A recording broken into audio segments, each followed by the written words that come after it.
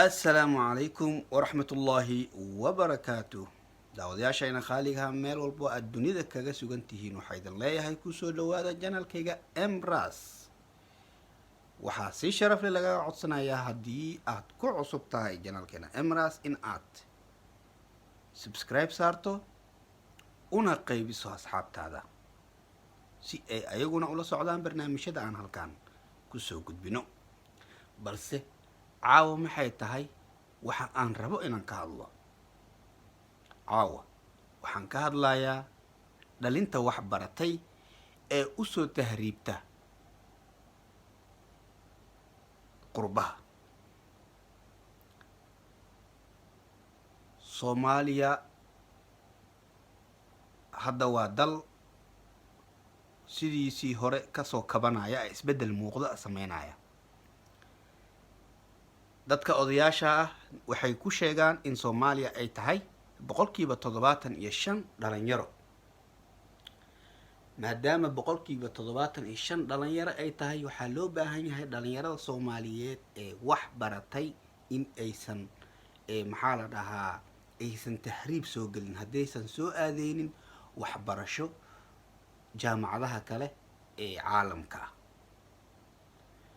soo dalkiiba wax ku baratay, waxbarashaad gashay, wax walbaad samaysay, waa dadaashay, hooyadaa intaasay kula garab qabatay, waa soo baxday, badiyaa soo gashay, waa tirabiyaa kugu imaaday, waxaa waaye geeri foolxumaha waaye. wax ma baratay, shaqadii dalkii garab ma tahay, ganacsi samayso, ganacsi waad abuuri kartaa. waxaad ganacsi ku abuuri kartaa ilaahayow gaari gacanba ha naqdee ee alaab la saaranayo ama miis yar la furanayoba ha naqdee wax un samee, xirfad un wax un la imow. waxaa waaye taas ayaa isbeddel keenaysa, waxna samayn doonta. adigoo jaamacadaha soomaaliya ku yaala ka baxay, aqoontaadu hays ee tahay, haddii aad soo baxdid oo qurbaha aad timaadid meeshaan wax lagu haayo habeeraati ma jirto. anagaa joogno, waxaa ku hayno ma lahan. waxaa waaye waa naga aqoon badan tihiin, waa naga cilmi badan tihiin. balkaas baasboorka bugtaa in laysoo mar nin tagsiilo meelahan ka ahaan jiro inuu xag kugu imaado oo uu madax iska kaa dhigo waa adaa ka aqoon badan. adiga soomaaliya joogay wax bartay, waxbarashadiisa hayda ee taha ka aqoon badan. tahriibka waa laga fiican yahay. hooyadaa ha lugoonin. hooyadaa inay boos kuu gado, ay maxaa la dhahaa deen lacag deena soo qaado, ay kugu soo fangarayso, aad soo baxdid, ilaahay kusoo badbaadiyo, yurub aad timaado, haddana sharci aaweyso, oo waa murugo, waa dhibaato, oo haddana meesha aad ku dhibtooto adoo intaas dhowr iyo $10,000 lagaa soo baxshay. midda kale adigoo boos laguu soo gado, hooyadaa booska keliya ay lahayd ay kuu soo gaday, intaas keliya waxay isleeyaysay wiilkaaga meel heer sar ha kuu gaaro, sharaf iyo waxaa waaye sida asiga uu jecel yahay berina idinka waxaa idin taro.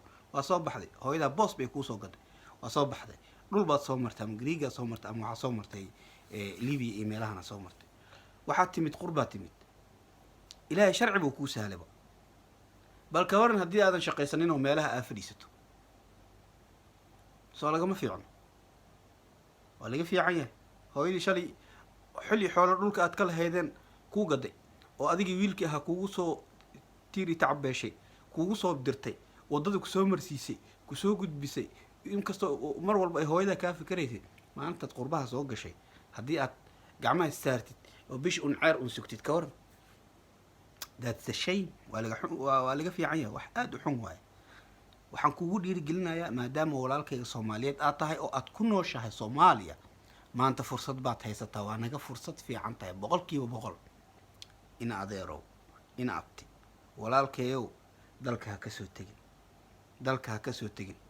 waxbarasho dugsi sare ma dhamaysi, jaamacad gal, ma awoodi weyse, adeer shaqo raadi, ma weyse, adi abuuro.